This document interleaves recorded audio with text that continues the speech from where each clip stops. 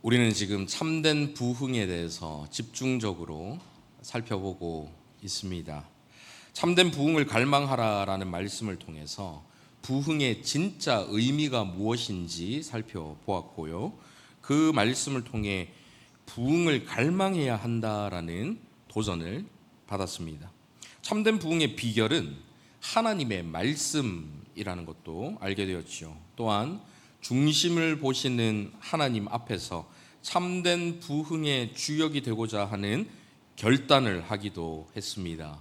지난주에는 우리의 힘으로 할 수 없는 것을 참된 부흥의 원동력이신 성령님을 통해 할 수 있다라는 소망을 전해드리며 우리 가운데 굳은 마음이 제하여지고 하나님의 말씀에 반응하는 영적인 감정을 가질 수 있게 성령 충만을 구해야 한다라는 말씀을 전해드렸습니다. 이 정도 되면 이제 여기저기서 부흥의 조짐이 막 보이기 시작해야 하지 않을까요?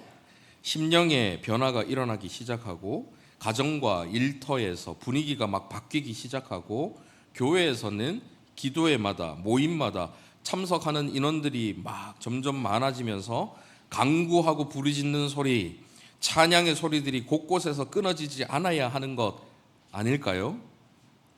실제로 그런 분들도 계시긴 합니다. 제가 구역신방을 해보면 본인들도 그러시고 주변에서도 그분들을 보시면서 저 사람 요즘 좀 달라졌어. 말이 많이 부드러워지고 표정이 달라지고 기도하는 내용이 많이 달라졌어 하는 분들이 몇 분이 계시더라고요. 이분들은 지금 개인적으로 부흥을 경험하고 계시거나 부흥의 조짐을 보이고 계신 것이지요. 참 감사한 일입니다. 하지만 부흥이라는 것은 목사가 아무리 앞에서 막 부흥 외친다고 자동적으로 일어나는 것이 아닙니다. 그 누구도 인위적으로 만들어낼 수 있는 것이 아니지요. 그럴 거면 모든 교회들이 매주 부흥에 대해 설교하고 부흥하지 않는 교회가 없을 것입니다. 참된 부흥이 임하기 위해서는 그 부흥의 원동력이신 성령님께서 일으켜 주셔야만 가능한 것입니다. 우리가 원하는 때에 우리가 계획한 대로 일어나는 것이 결코 아니지요. 인위적으로 만들 수 있다면 그것은 성령님께서 이끄시는 참된 부흥이 아닐 것입니다. 단순히 감정의 동요 또는 마치 무슨 유행처럼 뭔가 확 유행하고 지나가는 그런 것들은 인위적인 힘으로 있을 수 있을지는 몰라도 참된 부흥은 성령님께서 정해주신 때에 성령님께서 친히 이끌어 주시는 것이지요.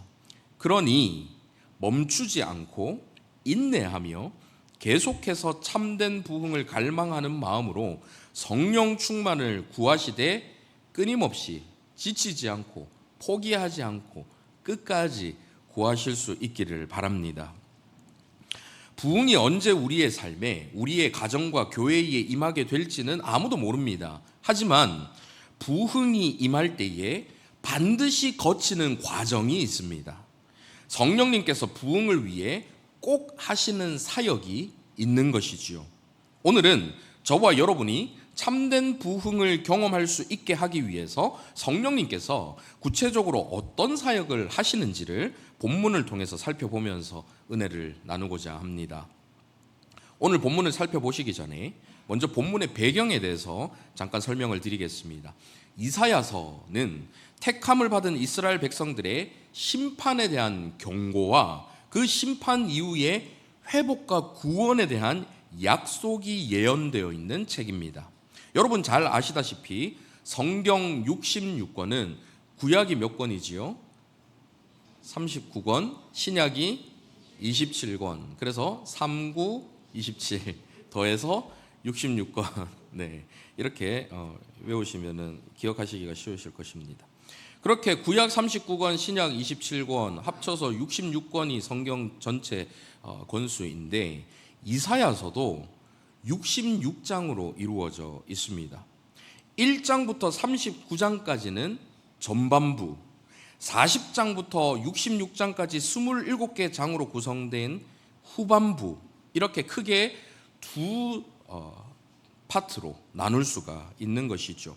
마치 구약과 신약의 어조가 다르듯이 이사야서도 전반부 39장까지의 내용과 40장부터 이어지는 내용이 확연하게 달라집니다. 전반부에는 무서운 심판과 경고가 많이 등장한다면 40장부터는 대체적으로 구원과 위로, 메시아에 대한 예언 등 희망적인 내용들이 많이 나타납니다. 그래서 어떤 이들은 이 이사야서를 성경 66권의 축소판이다라고 부르기도 하지요. 이사야서의 전반부에서는 하나님께 반역하며 죄를 지은 유다 백성들이 징계를 받아서 이방 땅에 포로로 잡혀가게 될 것이라는 예언들이 나오고, 마지막 39장에서는 그 이방 나라가 바로 바벨론이란 나라다라는 것을 예언하고 있습니다. 그리고 후반부가 시작되는 오늘 본문 40장 1절부터 11절까지에서는 그 백성들을 향한 위로가 선포되고 구원과 회복에 대한 희망의 메시지가 나오기 시작하지요. 바벨론 포로 시기는 침체의 시기, 메마른 시기, 자유 없이 죽어가는 시기라고 한다면, 그 포로 생활로부터 벗어나서 자유를 얻고 회복이 일어난다라는 것은 구원의 메시지인 동시에 다시 되살아나는 참된 부흥의 메시지라고 할 수 있는 것입니다. 오늘 본문 3절부터 5절까지를 한번 보십시오. 외치는 자의 소리여 이르되 너희는 광야에서 여호와의 길을 예비하라. 사막에서 우리 하나님의 대로를 평탄하게 하라. 골짜기마다 도두어지며 산마다 언덕마다 낮아지며 고르지 아니한 곳이 평탄하게 되며 험한 곳이 평지가 될 것이요 여호와의 영광이 나타나고 모든 육체가 그것을 함께 보리라. 이는 여호와의 입이 말씀하셨느니라. 아멘. 앞서 이사야서를 성경 66권의 축소판 같다라는 말씀을 드렸는데요, 그렇게 본다면 오늘 본문 40장은 신약의 시작, 복음서와 같은 위치일 것입니다. 공교롭게도 본문의 내용 자체가 여러분 마치 복음서를 읽는 듯한 느낌이 들지 않으십니까? 사막에서 하나님의 대로를 평탄케 하고 골짜기마다 도두어지며 산마다 언덕마다 낮아지며 고르지 아니한 곳이 평탄하게 되며 험한 곳이 평지가 되고 여호와의 영광이 나타나 모든 육체가 가려지는 것 없이 숨겨지는 것 없이 모든 육체가 여호와의 그 영광을 함께 보게 되는 때, 마치 예언된 메시아 예수 그리스도께서 오셔서 구원과 부흥의 시대가 열린 것과 같은 모습인 것이지요. 이러한 부흥의 때가 오기 전 3절을 다시 보시면 외치는 자의 소리여 이르되 너희는 광야에서 여호와의 길을 예비하라 라는 말씀이 선포됩니다. 동일하게 마태복음 3장 1절도 보십시오. 1절 이하입니다. 그때에 세례 요한이 이르러 유대 광야에서 전파하여 말하되 회개하라 천국이 가까이 왔느니라 하였으니 그는 선지자 이사야를 통하여 말씀하신 자라. 일러스되 광야에 외치는 자의 소리가 있어 이르되 너희는 주의 길을 준비하라. 그가 오실 길을 곧게 하라 하였느니라. 세례 요한이 광야에 외치는 자의 소리가 되어서 그리스도께서 오실 길을 예비하고 있는 것이지요. 그가 선포하는 메시아 사역의 목적은 바로 하나님의 영광을 드러내는 것입니다. 이렇게 구약과 신약이 이어집니다. 구약에서 선포되는 구원과 회복의 메시지는 신약 시대에 이 땅에 오신 메시아 예수 그리스도를 통해서 완전하게 성취되고, 그를 통해 하나님의 영광이 온 세계 위에 임하여 모든 육체가 그것을 함께 보게 되는 참된 부흥의 시대가 열리게 된 것입니다. 이렇게 놀라운 구원과 부흥의 시대가 열리기 위해 반드시 선행되는 것이 있는데요, 그것이 바로 오늘 본문 6절 이하에서 나옵니다. 6절부터 8절까지 함께 읽어보시겠습니다. 시작. 말하는 자의 소리여 이르되 외치라. 대답하되 내가 무엇이라 외치리이까 하니 이르되 모든 육체는 풀이요 그의 모든 아름다움은 들의 꽃과 같으니 풀은 마르고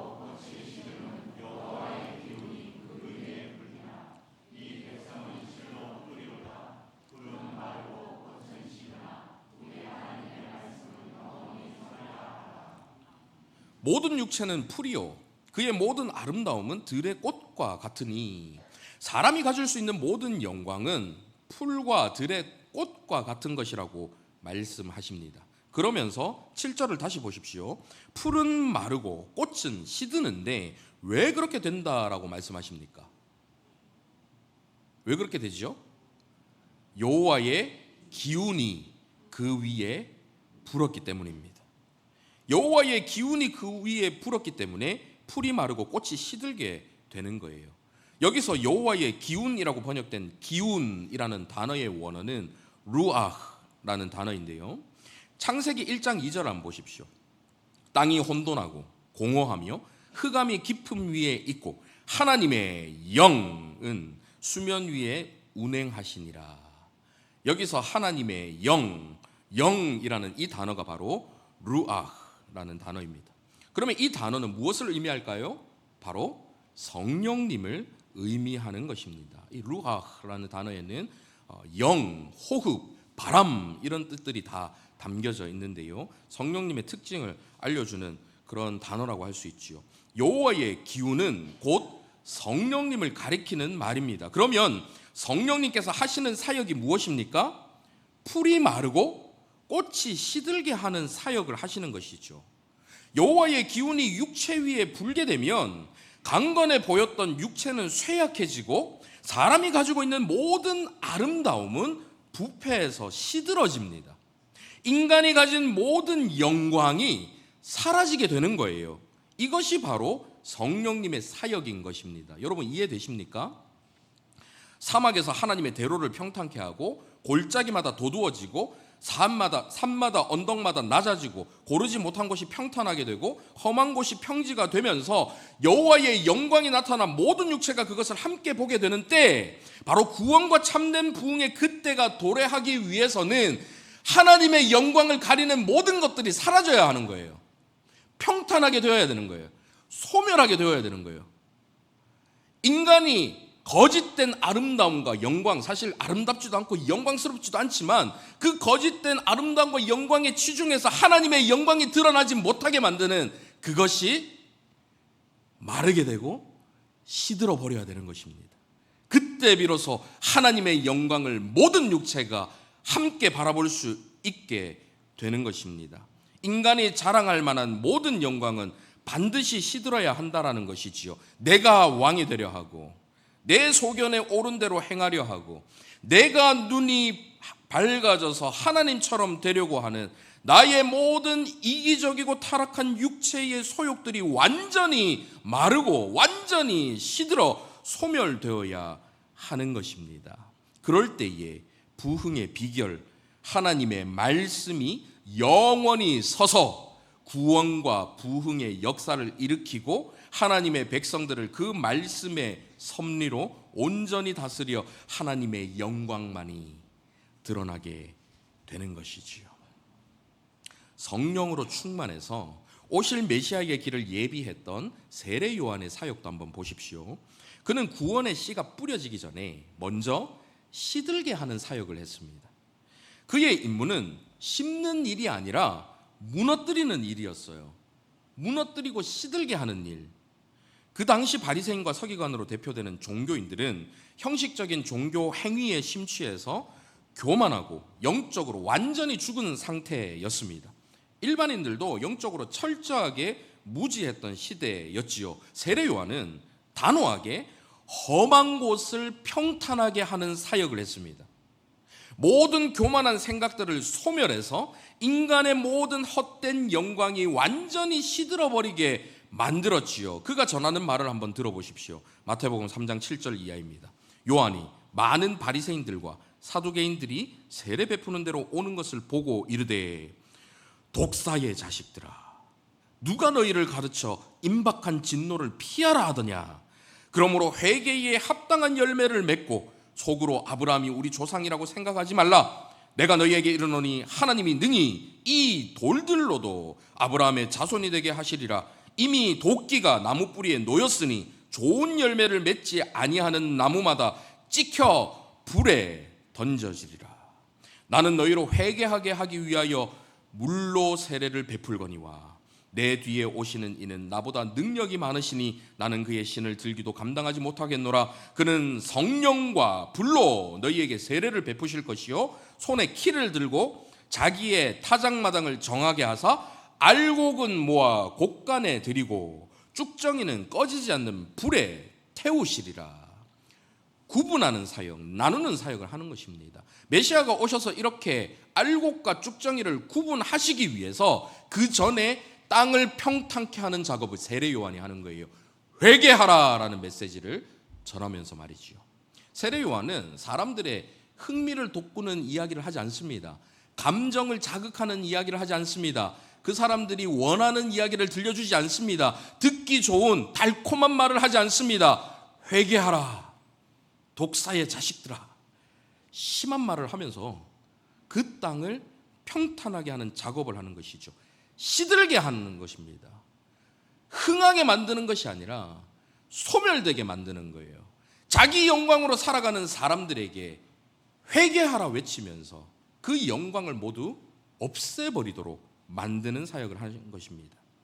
찰스 스퍼전이라는 목사님은 이 대목을 설교하면서 세례 요한의 이 회개하라는 말은 기고만장한 독선을 불태우는 뜨거운 바람이자 형식주의로 똘똘 뭉친 교만을 날려버리는 폭풍이었다라고 표현합니다.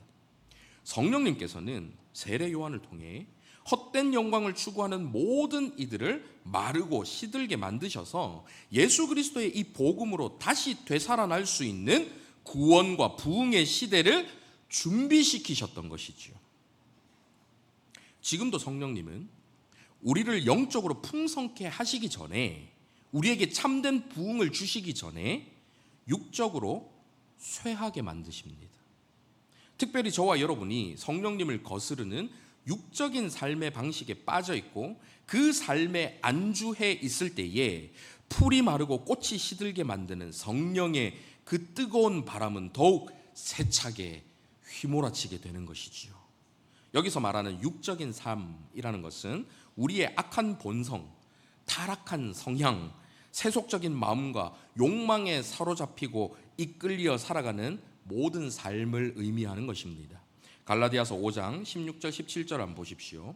내가 이르노니 너희는 성령을 따라 행하라. 그리하면 육체의 욕심을 이루지 아니하리라. 육체의 소욕은 성령을 거스르고 성령은 육체를 거스르나니 이 둘이 서로 대적함으로 너희가 원하는 것을 하지 못하게 하려 함이니라. 계속해서 19절 이하입니다. 육체의 일은 분명하니 곧 음행과 더러운 것과 호색과 우상숭배와 주술과 원수 맺는 것과 분쟁과 시기와 분냄과 당 짓는 것과 분열함과 이단과 투기와 술 취함과 방탕함과 또 그와 같은 것들이라. 전에 너희에게 경계한 것 같이 경계하노니 이런 일을 하는 자들은 하나님의 나라를 유업으로 받지 못할 것이요.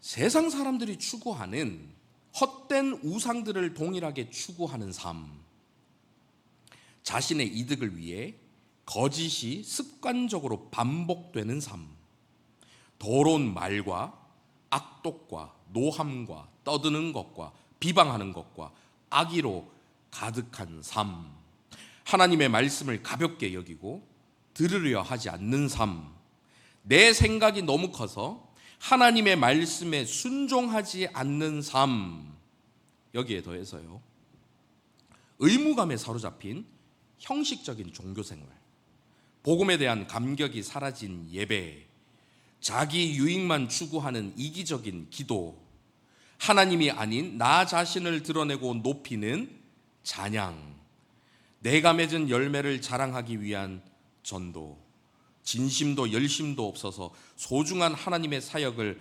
망쳐버리는 봉사, 정결도 거룩도 나타나지 않는 아무런 변화 없는 일상생활, 율법주의 운운하며 기본적인 기도 생활도 말씀 생활도 전혀 하지 않는 방종과 게으름의 삶, 이 모든 것이 육체의 소욕에 따라 사는 육적인 삶인 것입니다. 이러한 기준으로 저와 여러분을 점검해 본다면 여러분 어떤 생각이 드십니까? 해당되는 부분도 있고 아닌 부분도 있지요. 이렇게 말씀하실 수 있습니다. 제가 의롭다는 것은 아닌데요, 그래도 이렇게까지 죄인은 아닌 것 같습니다. 저는 충분히 양심적이고 종교적입니다. 이렇게까지 부도덕한 사람은 아닙니다. 이런 자에게 성령님의 바람이 불면 자기 내면의 동기와 작은 행동들까지도 돌아보면서 그의 귓가에 예수님의 음성이 들리기 시작합니다. 어떤 음성인가요? 누가복음 18장 9절 이하인데요. 또 자기를 의롭다고 믿고 다른 사람을 멸시하는 자들에게 이 비유로 말씀하시되 두 사람이 기도하러 성전에 올라가니 하나는 바리새인이요 하나는 세리라. 바리새인은 서서 따로 기도하여 이르되 하나님이여, 나는 다른 사람들 곧 토색, 불의, 간음을 하는 자들과 같이 아니하고 이 세리와도 같이 아니함을 감사하나이다. 나는 일에게 2번씩 금식하고 또 소득의 11조를 드리나이다 하고, 세리는 멀리 서서 감히 눈을 들어 하늘을 쳐다보지도 못하고 다만 가슴을 치며 이르되 하나님이여 불쌍히 여기소서 나는 죄인이로소이다 하였느니라. 내가 너희에게 이르노니 이에 저 바리새인이 아니고 이 사람이 의롭다 하심을 받고 그의 집으로 내려갔느니라. 무릇 자기를 높이는 자는 낮아지고 자기를 낮추는 자는 높아지리라 하시니라. 자기 스스로 나는 이 정도 죄인은 아닌데요, 나는 의로운데요 라고 이야기하는 그 자에게 주님의 이 말씀이 성령님을 통해서 들려지는 거예요. 그러면 그 말씀이 들려질 때 내가 바로 저 바리새인이었구나. 그것을 깨닫기 시작하면서 주님, 저를 불쌍히 여겨주십시오. 제가 바로 죄인입니다. 세리와 같은 기도를 하며 주님 앞에 나아올 수 있게 되는 것이죠. 어떤 이들은 이렇게 생각하기도 할 것입니다. 사실 저는 정신력과 결단력이 강해서 마음만 먹으면 얼마든지 저런 육체의 소욕들을 버리고 살 수 있습니다. 아직 마음을 안 먹어서 그렇지 마음만 먹으면 뭐든 할 수 있습니다.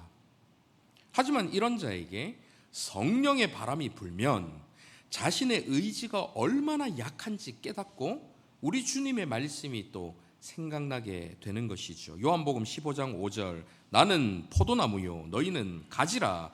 그가 내 안에 내가 그 안에 거하면 사람이 열매를 많이 맺나니. 그리고 뭐라고 말씀하십니까? 나를 떠나서는 너희가 아무것도 할 수 없음이라. 나를 떠나서는 너희가 아무것도 할 수 없다라는 주님의 음성을 듣게 되는 것이죠.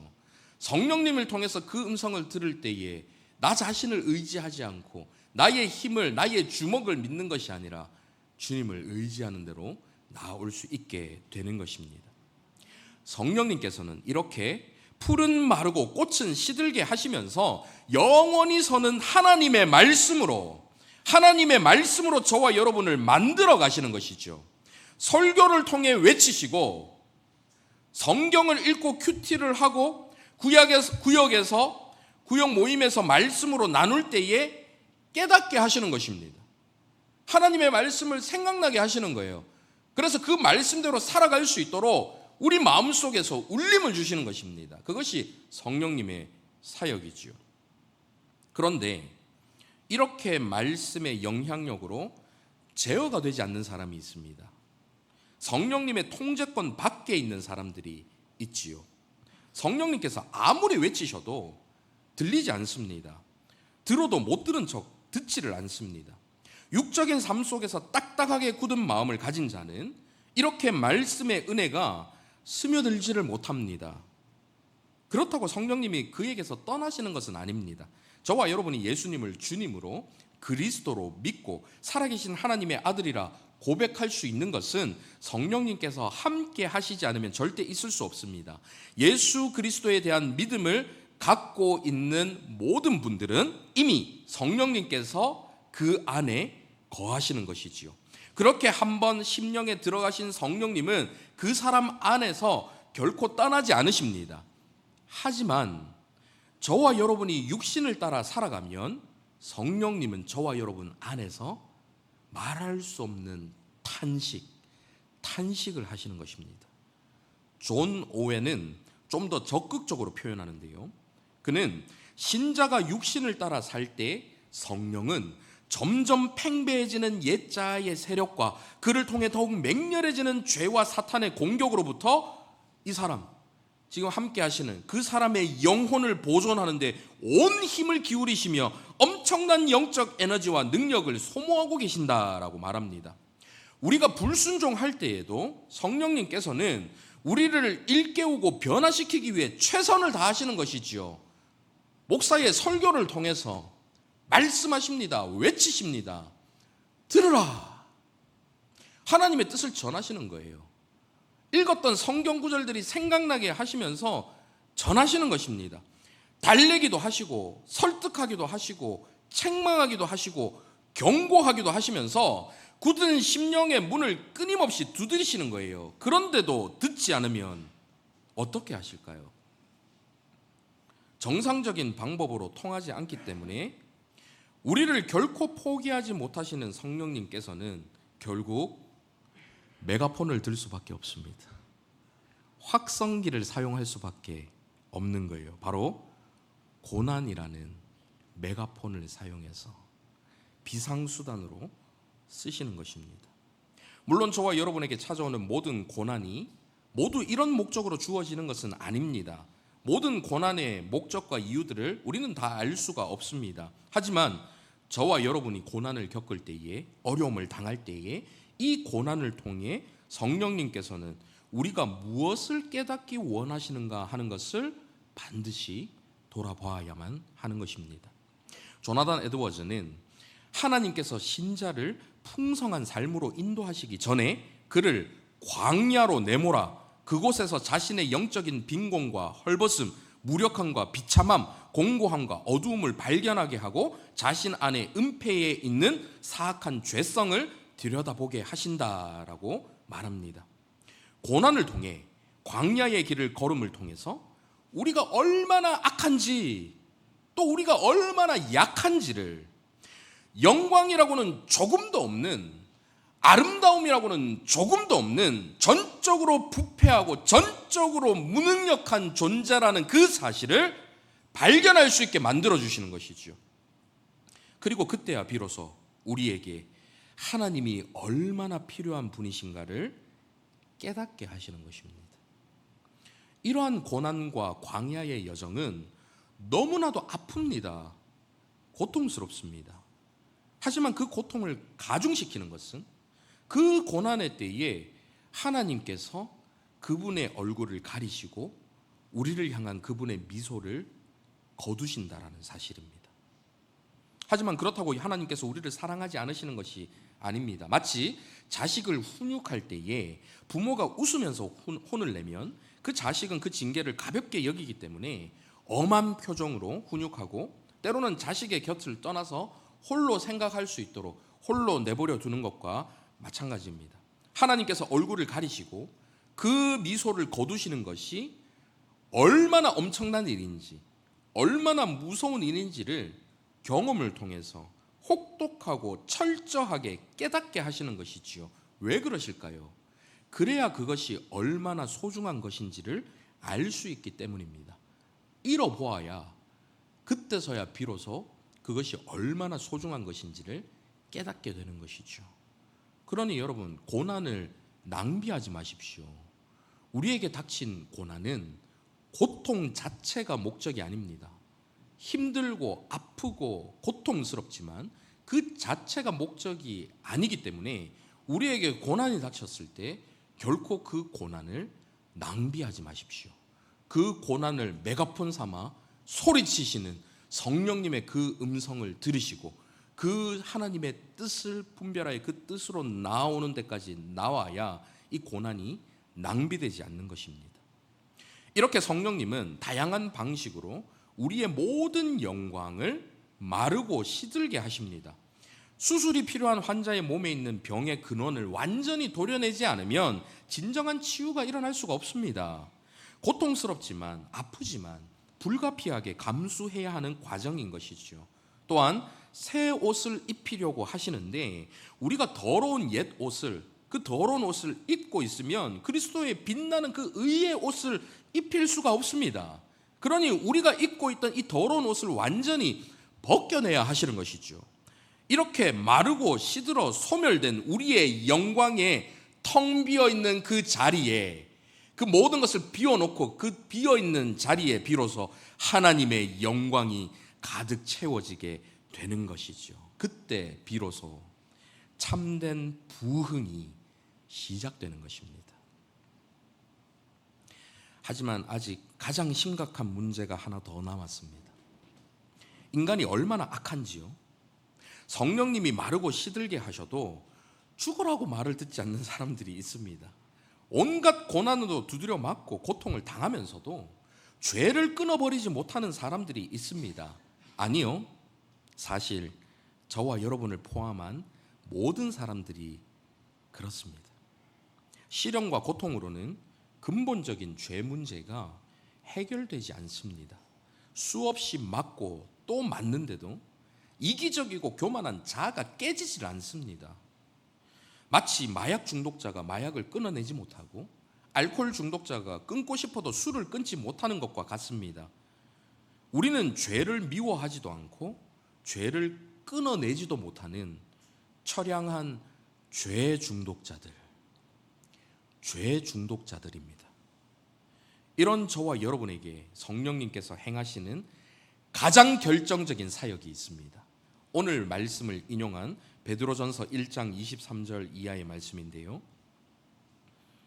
너희가 거듭난 것은 썩어질 씨로 된 것이 아니요 썩지 아니할 씨로 된 것이니 살아있고 항상 있는 하나님의 말씀으로 되었느니라. 24절 25절 같이 읽어보실까요? 시작. 그러므로 모든 육체는 풀과 같고 그 모든 영광은 풀의 꽃과 같으니 풀은 마르고 꽃은 떨어지되 오직 주의 말씀은 세세토록 있도다 하였으니 너희에게 전한 복음이 곧 이 말씀이니라. 너희가 거듭난 것은 썩어질 씨로 된 것이 아니요 썩지 아니할 씨로 된 것이니 살아있고 항상 있는 하나님의 말씀으로 되었느니라. 너희에게 전한 복음이, 너희를 거듭나게 한 그 하나님의 말씀, 그 말씀은 무엇이냐? 너희에게 전한 복음이 곧 이 말씀이니라. 복음이 우리 안에 거하게 되면 우리는 그 복음이라는 썩지 않는 씨로 인해서 거듭나게 된다라고 말씀하시죠. 새로운 생명을 얻게 되는 것입니다. 옛 자아가 죽고 다시 살아나는 부흥이 일어나는 것이죠. 그것은 하나님의 말씀 곧 복음을 통해서 주어지는 것입니다. 그래서 사도 바울도 이렇게 말합니다. 고린도후서 5장 15절 이하를 보십시오. 그가 모든 사람을 대신하여 죽으심은 살아있는 자들로 하여금 다시는 그들 자신을 위하여 살지 않고 오직 그들을 대신하여 죽었다가 다시 살아나신 이를 위하여 살게 하려 함이라. 그러므로 우리가 이제부터는 어떤 사람도 육신을 따라 알지 아니하노라. 비록 우리가 그리스도도 육신을 따라 알았으나 이제부터는 그같이 알지 아니하노라. 그런즉 누구든지 그리스도 안에 있으면 새로운 피조물이라. 이전 것은 지나갔으니 보라 새 것이 되었도다.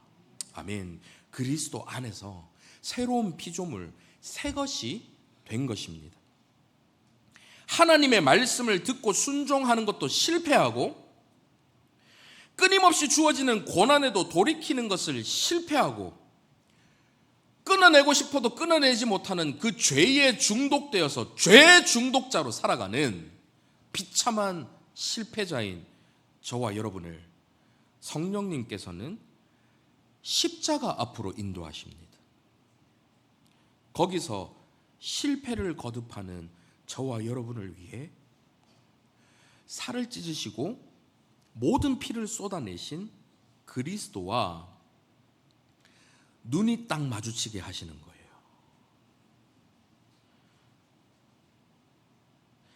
손과 발에 박힌 못, 머리에 쓴 가시면류관, 몸 안에서 밖으로 타고 흐르는 물과 피, 진동하는 피비린내, 고통으로 일그러진 얼굴 사이로 저와 여러분을 바라보시는 그분의 책망하지 않으시는 눈빛, 원망하지 않으시는 눈빛, 그 사랑의 따뜻한 눈빛과 마주하게 하시면서 그분의 십자가가 나의 십자가가 되게 만드시는 것입니다. 그가 찔림은 우리의 허물 때문이요, 그가 상함은 우리의 죄악 때문입니다. 고난이라는 징계를 통해서도 돌아오는 것에 실패했던 저와 여러분을 대신해서 그가 징계를 받음으로 우리는 평화를 누리고, 그가 채찍에 맞음으로 우리는 나음을 받게 되었지요. 성령님께서는 그렇게 저와 여러분을 십자가 앞으로 인도하셔서 그 십자가만을 전적으로 의지하게 만드십니다. 십자가의 예수 그리스도만을 전적으로 붙들게 하시는 것이지요. 나의 힘으로 할 수 없는 그것을, 아무리 몸부림쳐봐도 발버둥 쳐봐도 실패에 실패만 연속하던 실패자인 우리를 다시 살리시기 위해 십자가를 지신 예수 그리스도만을 의지할 수 있도록, 붙들 수 있도록 만들어 주시는 것입니다. 이제 말씀을 맺겠습니다. 저와 여러분의 참된 부흥을 위해 성령님께서는 오늘도 최선의 열심을 다하고 계십니다. 저와 여러분을 말씀으로 끊임없이 두드리시고, 때로는 고난이라는 메가폰을 사용하셔서 어떻게든 되살아나게 하시려고 쉬지 않고 일하고 계시지요. 이런 성령님의 사역을 통해 결국에는 저와 여러분이 그토록 자랑하던 모든 육적인 아름다움과 영광들을 마르고 시들게 하여서 십자가의 복음으로 완전히 새로운 생명을 얻게 하시고, 그 새로운 피조물로서 경험했던 놀라운 기쁨과 감격을 다시 회복시켜 주실 줄 믿습니다. 그 성령님의 사역에 맞서지 마시고 순응함으로 저와 여러분의 삶에 부흥의 불길이 타오르는 참된 부흥이 일어날 수 있기를 간절히 바랍니다. 이 시간 말씀을 생각하며 함께 찬양하시겠습니다. 오소서 진리의 성령님.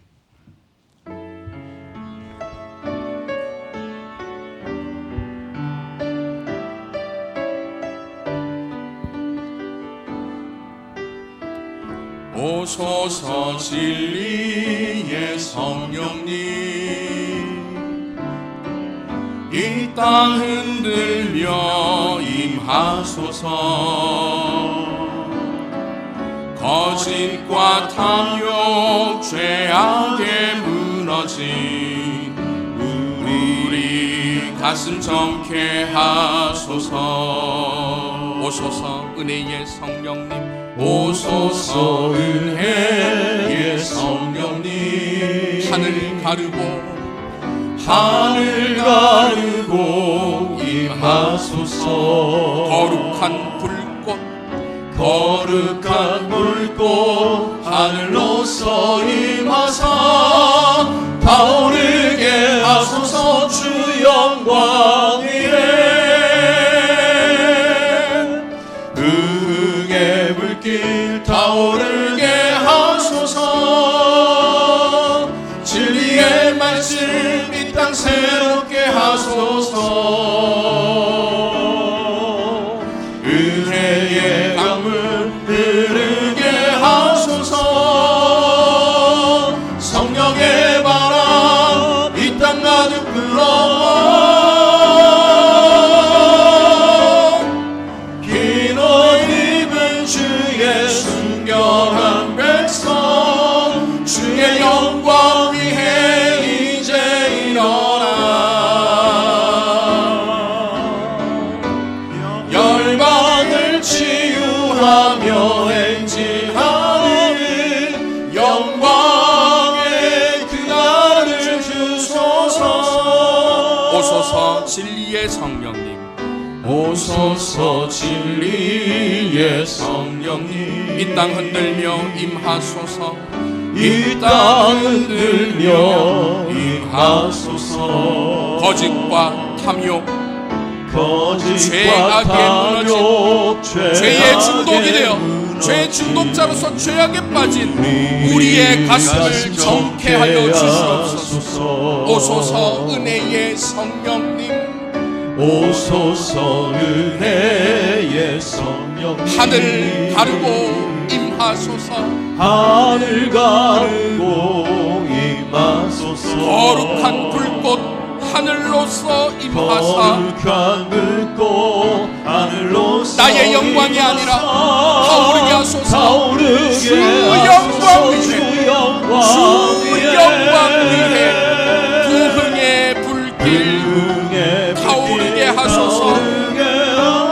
영원히 서는 진리의 말씀 이 땅 새롭게 하소서. 은혜의 강물 흐르게 하소서. 은혜의 강물 흐르게 여호와의 기운, 성령의 바람 이 땅 가득 불어와 이 땅 가득 불어와 흰옷 입은 주의 순결한 백성, 흰옷 입은 주의 순결한 백성, 주의 영광 위에 이제 일어나 열방을 치유하며 행진하는 열방을 치유하며 영광의 그날을 주소서. 영광의 그날을 마지막으로 다시 한번 간구하며 찬양합니다. 부흥의 불길, 부흥의 불길 타오르게 하소서. 진리의 말씀 진리의 말씀 이 땅 새롭게 새롭게 하소서. 은혜의 강물 흐르게 하소서. 은혜의 강물 흐르게 하소서. 우리를 마르고 시들게 하는 여호와의 기운, 성령의 바람 이 땅 가득 불어와 흰옷 입은 주의 순결한 백성, 주의 영광 위에 이제 일어나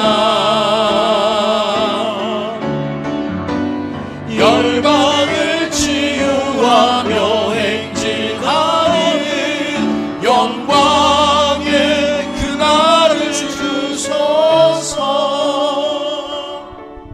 이 시간 말씀을 생각하며 함께 기도했으면 좋겠는데요. 진리의 성령님, 은혜의 성령님, 성령의 그 바람을 우리 위에 불게 하셔서 풀이 마르고 꽃이 시든과 같이 헛된 아름다움과 헛된 영광을 추구하는 우리의 모든 육신의 소욕을 마르게 하시고 시들게 하시고 소멸케 하시고 태워버려 주시옵소서. 그리하여 헛된 영광을 추구하며 살아가는 삶이 아니라 하나님의 영광만이 우리의 삶을 통해 드러나는 참된 부흥의 삶이 다 될 수 있도록 주여 인도하여 주시옵소서 하고 말씀을 생각하며 함께 기도하며 나가도록 하겠습니다. 살아계신 아버지 하나님, 진리의 성령님, 은혜의 성령님, 우리 가운데에 강하게 임하여 주셔서 성령의 그 사역을 우리 가운데에 일으켜 주시옵소서. 성령의 그 뜨거운 바람으로 우리의 심령 가운데 불어 우리의 모든 이기적이고 완고한 우리의 심령들을, 딱딱하게 굳어있는 그 심령들을 녹여주시기를 원합니다. 마르고 시들게 하여 주시기를 원합니다. 온전히 주님께서 주님의 영광으로 그 텅 비어있는 우리의 심령을 채워주셔서 우리의 삶을 통해 주님의 영광을 드러내며 살아갈 수 있는 우리 모두가 될 수 있도록 인도하여 주시옵소서. 참된 부흥을 갈망하며 참된 부흥을 위하여 기도하는 모든 자들에게 성령님께서 강한 바람으로 불어주셔서 우리에 있는 모든 헛된 것들을 소멸케 하시고 온전히 주님만 바라보며 주님만 의지하며 주님만 높여드리는 우리의 삶으로 변화될 수 있도록 주여 역사하시고 함께하여 주시옵소서. 마르고 시드는 풀과 꽃의 일시적인 영광과 아름다움을 드러내지 않고 영원한 하나님의 영광을 드러내며 살아가는 저희 모두가 되기를 간절히 소원합니다. 여호와의 기운, 성령님의 그 바람이 우리 위에 강하게 불게 하셔서 우리의 모든 연약함, 우리의 모든 완악함, 우리의 모든 순결하지 못하고 더러운 그 모든 것들을 소멸시켜 주시고 마르고 시들게 하셔서 오직 거룩하신 성령님의 능력으로 하나님의 영광만이 우리 삶 속에서 드러날 수 있도록 참된 부흥을 허락하여 주시옵소서. 살아계신 예수 그리스도의 이름으로 기도하옵나이다. 아멘.